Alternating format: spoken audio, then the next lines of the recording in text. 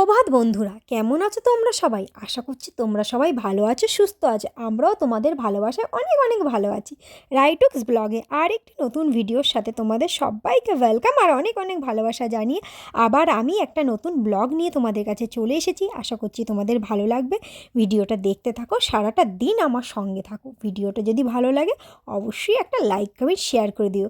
আর যারা চ্যানেলের new viewers আছো, যারা রীতিমতো আমার চ্যানেলটিকে প্রত্যেক দিন দেখছো, ভিডিওগুলো মানে চ্যানেলের ভিডিওগুলো প্রত্যেক দিন দেখছো, দেখে বেরিয়ে যাচ্ছো, বাট চ্যানেলটিকে সাবস্ক্রাইব করছো না, তারা কিন্তু অবশ্যই চ্যানেলটিকে সাবস্ক্রাইব করে দেবে। তো চলো, আজকে সকালটা একটু অন্যরকমভাবে শুরু করলাম, অন্যরকমভাবে শুরু করে তোমাদের সঙ্গে শেয়ার করলাম। তো অন্যরকমভাবে কেন বলছি বলো তো? প্রত্যেক দিন তো আমার সকালটা শুরু হয় রান্নাঘর থেকে। তো আজও রান্নাঘরে যাব, কিন্তু একটু পরে। আজকে একটু অন্যরকমভাবে শুরু করলাম কেন বললাম, সেটা দেখে তোমরা বুঝতেই গেছো। এই যে দুজনে কর্তা গিন্নি দুজনে মিলে একসাথে ব্রাশ করছি, এটা কিন্তু আমার ভিডিওতে এই ফার্স্ট টাইম। মানে একা একা আমি ব্রাশ করেছি, অনেক ভিডিও ক্লিপ তোমাদের সাথে শেয়ার আছে, এটা বেশ। বাট দুজনে কর্তা গিন্নি একসাথে ব্রাশ করছি, সেই ভিডিও ক্লিপ আজকে ফার্স্ট টাইম সেটা শেয়ার করলাম। হয়তো অনেকেও ভাবতে পারো, বাবা ব্রাশ করছি, এটা আবার কী জিনিস? কিছু না, কী বলতো, এগুলো একটা ছোটো ছোটো আনন্দ আমার কাছে, এক একটা ছোটো ছোটো স্মৃতি, যেটা আমি তোমাদের সাথে শেয়ার করি। তো আমি প্রত্যেক দিন যেটা করি সেটাই আমি তোমাদের কাছে তুলে ধরার চেষ্টা করি। আমার ভালো লাগে, আর তোমরাও আমাকে ভালোবাসা দাও বলে আমার আরও ইচ্ছে করে যে আমি যেটাই করি সেটাই তোমাদের সাথে যাতে শেয়ার করতে পারি। যতটা পারি ততটাই তোমাদের সাথে প্রত্যেক দিন শেয়ার করার চেষ্টা করি। তো রীতিমতন ফ্রেশ ট্রেশ হয়ে সকালবেলা চলে এসেছি, আর সকালবেলা একটা গ্যাসের ওষুধ খেয়ে নিয়েছি। কারণ কি বলো তো, এই যে ফুলকপি হচ্ছে, ও বাবা, এমনিতেও আমি গ্যাসের রুগী।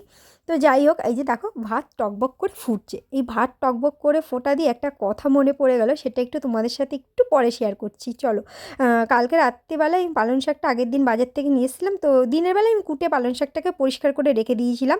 আর উপরটা কেমন হয়ে গেছে, কিন্তু দেখো ভিতরটা কিন্তু পুরো একদম তরতাজা সতেজ আছে। ফুলকপি আর কিছু কিছু সবজি কেটে নিয়েছিলাম, বাদবাকি সবজিগুলো এখন কেটে আমি দেখো ভালো করে ধুয়ে পরিষ্কার করে ভেজে নিয়েছি। সব সবজিটা একেবারে ভেজে ভুজে তুলে নিয়েছি। পালং শাকের ঘ্যাটের জন্য সবজিগুলো ভেজে নিয়েছি, আর ফুলকপি রোস্ট করব আজকে পোস্ত দিয়ে, চালমগজ দিয়ে। তো ওটা খেয়ে বড়মশাই খুব পছন্দ করে বলে তাই জন্য বলেছে আবার করতে।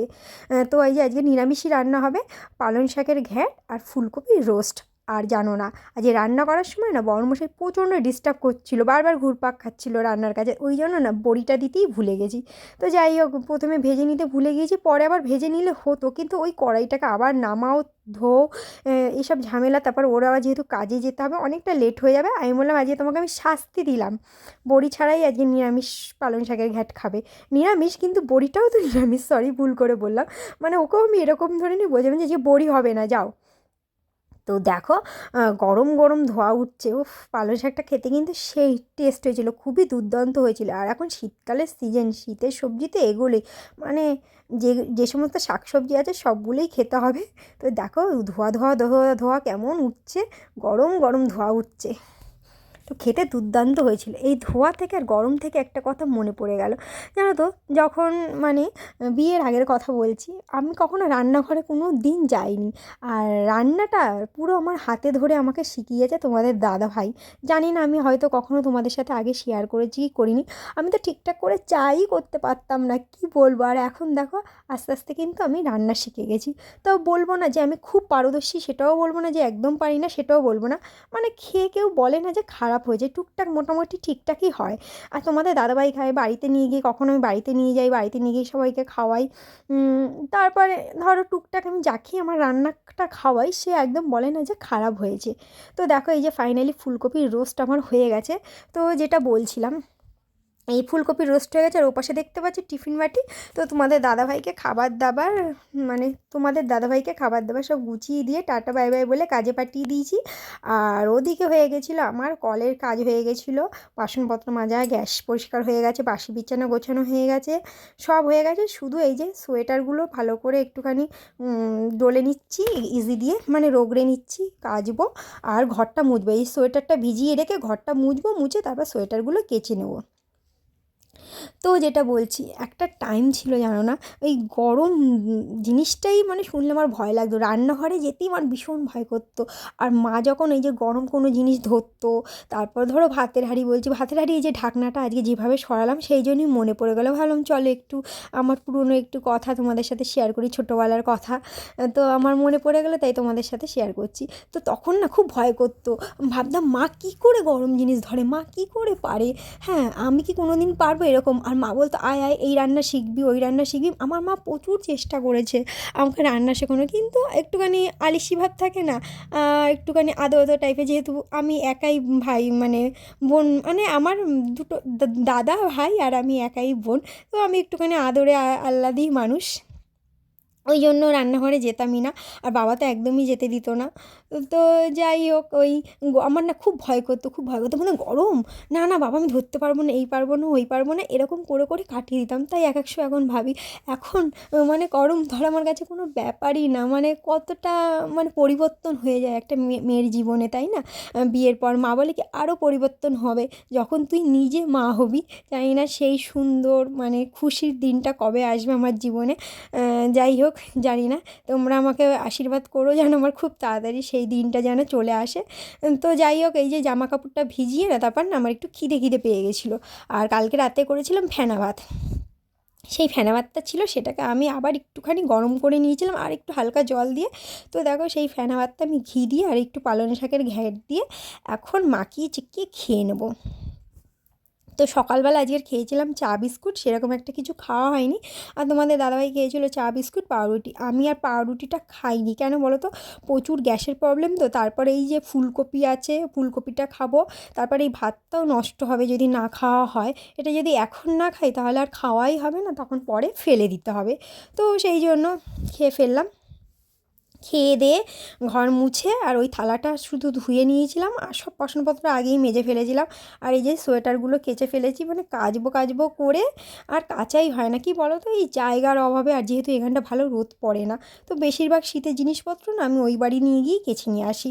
তো এই জন্য ভাবলাম কি এগুলো যেহেতু পাতলা আছে থাকে এখানেই কেচে দিই, তারপর কাচার আর শেষ নেই, দেখো আরও এক বালতি বেরিয়েছে, এগুলো আবার কাচবো, ভাবছি কোথায় মেলবো। আর প্রতিদিনের মতন সকালবেলা তোমাদের দাদাভাই গোপু সোনাকে পুজো দিয়ে চলে গেছে। আর দেখো গাছে আজকে আবার অনেক দিন বাদে একটা সুন্দর দেখে ঘন্টা জবা ফুটেছে, সেটাই একটু ভিডিও ক্লিপ করে তোমাদের সাথে শেয়ার করলাম। তো যাই হোক দেখো, সমস্ত কাজকর্ম কমপ্লিট করে একেবারে স্নান করে চলে এসেছি, তাই একটুখানি আমার চাঁদপানা মুখটা নিয়ে একটু ঘুরে ঘুরে তোমাদের সাথে একটু দেখাচ্ছি, শেয়ার করছি, বলছি দেখো আমি চান করে চলে এসেছি, কত বড় একটা মহৎ কাজ করে ফেলেছি। পুজো দিয়ে খাওয়া দাওয়া করে আবার আসছি, স্নান টান করে পুজো দিলাম, পুজো দিয়ে জামা কাপড়গুলো সব মেললাম। বাবা জামা কাপড় মেলতে যা হ্যাপা, মানে জায়গাই নেই, মানে এদিক ওদিক করে তারপর মেললাম। তো যাই হোক, এটা তো রোজকার রুটিন হয়ে গেছে। তারপরে যে খাওয়া দাওয়া করলাম, খাওয়া দাওয়া করে কি শীত করছিল, তারপর স্নান টান করে গায়ে কোনো ক্রিম মাখিনি, তারপর ক্রিম মাখলাম, মানে খাওয়া দাওয়াটা করে ক্রিম মাখলাম, ক্রিম মেখে এই আসলাম। শীতটা এখন একটু কমেছে ক্রিমটা মাখার পর। আর দেখো পাখাটা দেখেছো কী অবস্থা হয়েছে না, পাখাটা প্রচুর ময়লা হয়েছে, কারণ এখন তো শীতকাল পাখাটা, এই জন্য। তো সেদিনকারে তোমাদের দাদাভাই বলছিল পাখাটা পরিষ্কার করে দেবো, আমি বলছি না না এখন পরিষ্কার করার দরকার নেই, আর এই কিছুদিন পর যখন একটু গরম পড়বে তখনই পাখাটা পরিষ্কার করে দিই, এখন সেই পরিষ্কার করবে আবার ময়লা হয়ে যাবে, আবার পরিষ্কার করো, তার থেকে এখন আর পরিষ্কার করতে হবে না।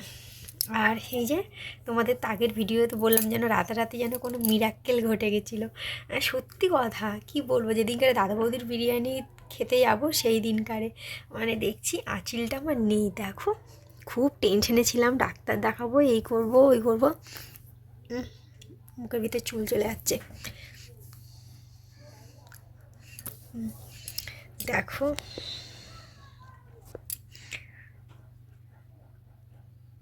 চমৎকার ঘটে গেছে, সত্যি খুবই খুশি, খুব খুশি, বিশ্বাস করো খুবই টেনশনে ছিলাম। দেখো গালের ভিতর কখনো কিছু নেই, হঠাৎ করে যদি কিছু একটা হয় না কি বিরক্তকর লাগে আর কি বিচ্ছিরি লাগে, একটা জিনিস জন্মগত হয় সেই ব্যাপারটা সম্পূর্ণ আলাদা, হঠাৎ করে যখন, হ্যাঁ এখন যখন বয়সের অর্ধেকটা আর হয়ে গেছে ঠিক আছে, তখন যদি একটা কিছু জিনিস উৎপন্ন হয় তখন কীরকম একটা বিচ্ছিরি ভাব লাগে, মানে বয়সের অর্ধেক হয়ে গেছে, অর্ধেক এখনও হয়নি, আর কতদিনই বা বাঁচবে, এখনকার মানুষ কতদিনই বা বাঁচে, 50-60 বছরের বেশি বাঁচে না। এখন তো যা খাচ্ছে সবই ভেজাল। তো যাই হোক, এই দেখো কোথা থেকে কোথায় চলে যাই আমি, কোন কথা থেকে কোন কথায় পৌঁছে যাই আমি, এরকমই মানে একটুখানি পাগল তার কাটা টাইপের আছি। তোমাদের দাদাভাই তাই বলে, তোমাদের দাদাভাই শুধু না, আমার মা, অনেকেই সবাই বলে বাড়িতে, বলে কি আমি একটু পাগল তার কাটা, ভুলভাল একটু বেশি বকি মানে। যাই হোক, আর কি বলবো, এই দেখো নেই। তো আমাদের পাড়ায় যে মেডিসিনের ডাক্তারখানা আছে, যেখান থেকে ওষুধপত্র আনি, তো ওই কাকুটাকে গিয়ে দেখাচ্ছিলাম। কাকুটা বলে কি তুমি সব কিছুতে এত নার্ভাস হয়ে যাও কেন, এত ভয় কিসের, ভালো হয়েছে তো পড়ে গিয়েছে, ভয় কিসের তোমার, সব কিছুতে তুমি প্রচণ্ড নার্ভাস হয়ে যাও, এরকম নার্ভাস হলে হয়, শক্ত করো মনকে। তো উনি এরকম বলছিল, মানে কিছু একটা হয়ে গেলেই মানে ওনার কাছ থেকে গিয়ে জিজ্ঞাসা করি, কাকু এরকম হলো, এটার কিছু হবে না তো, কাকু এরকম হলো, এটাই কিছু হবে না তো, এর পরিপ্রেক্ষিতে কিছু হবে না, মানে ওনার কাছে গিয়ে জিজ্ঞাসা করি, আর উনি ভালো ভালো সাজেস্ট করে। ধরো কোনো একটু কোথাও কেটে ফেটে গেলো, বললাম কাকু টিটেনাস নিতে হবে, এরকম কোনো, টিটেনাসে ভীষণ ভয় করে, তবুও নিতে তো হবে। তো এরকমভাবে ওনাকে গিয়ে জিজ্ঞাসা করি। মানে কি বলবো। তো আজকের রান্না করেছিলাম তোমরা তো দেখলি, পালং শাক আর ফুলকপির রোস্ট। তো আমি যখন খেতে বসেছি তখনই তোমাদের দাদাভাই ফোন করলো, ও খাওয়া দাওয়া করে উঠে গেছে, উঠে বলছে দারুণ হয়েছিল, দারুণ রান্নাটা রাই, সত্যি দারুণ হয়েছে, তুমি তো দিন দিন খুব সুন্দর রান্না করছো। তো যাই হোক, ভালোই, কিন্তু বর যদি খেয়ে এরকম প্রশংসা করে, ও মনটা জাস্ট ভরে যায়। তো চলো এখন একটা শর্ট রিলস বানাবো ভাবছি, অনেক কদিন হয়ে গেছে, দু তিন দিন হয়ে গেছে বেশ, হ্যাঁ শর্ট রিলস বানানো হচ্ছে না। কি বলতো, এই শীতকালে খেয়ে দিয়ে উঠি তো ঠান্ডা ঠান্ডা লাগে, তারপরে না, আর আমাদের তো ছাদে সিঁড়ি নেই যে ছাদে গিয়ে একটু বানাবো টানাবো, তারপর কেউ ধরে দিলেও হয়, ওই একা একা রেখে আর হয় না, তারপরে আর ইচ্ছে করে না, কিন্তু কাজের জায়গায় ফাঁকি দিলে হবে না, করতে তো হবেই। তো তার জন্য এখন ভাবছি 2-4টা শর্ট রিলস বানাবো, তারপর রেস্ট নেবো। তো চলো আর বেশি বকবক করবো না, আজকের ভিডিওটা আমি এখানেই শেষ করে দিচ্ছি। তোমাদের যদি ভিডিওটা ভালো লাগবে, হ্যাঁ একদম ঠিক ধরেছে, একটা সুন্দর দেখে লাইক কমেন্ট শেয়ার করে দিও। আর যারা চ্যানেলে নিউ আছো, ভিডিওগুলো দেখছো কিন্তু চ্যানেলটাকে সাবস্ক্রাইব করছো না কেন, এরকম করলে হয়, প্লিজ চ্যানেলটিকে সাবস্ক্রাইব করে দিও, আর পাশে থাকা যে বেল আইকন বাটনটা আছে ঘন্টার মতন, সেটাকে প্রেস করে অল করে দিও। তাহলে কী হবে, আমি ভিডিও ছাড়ার সাথে সাথে তোমাদের ফোনে ঢুকে যাবে নোটিফিকেশান, তোমরা সাথে সাথে আমার ভিডিওগুলো দেখতে পারবে। তো চলো সবাই ভালো থেকো, সুস্থ থেকো, দেখা হচ্ছে নেক্সট ভিডিওর সাথে, টাটা।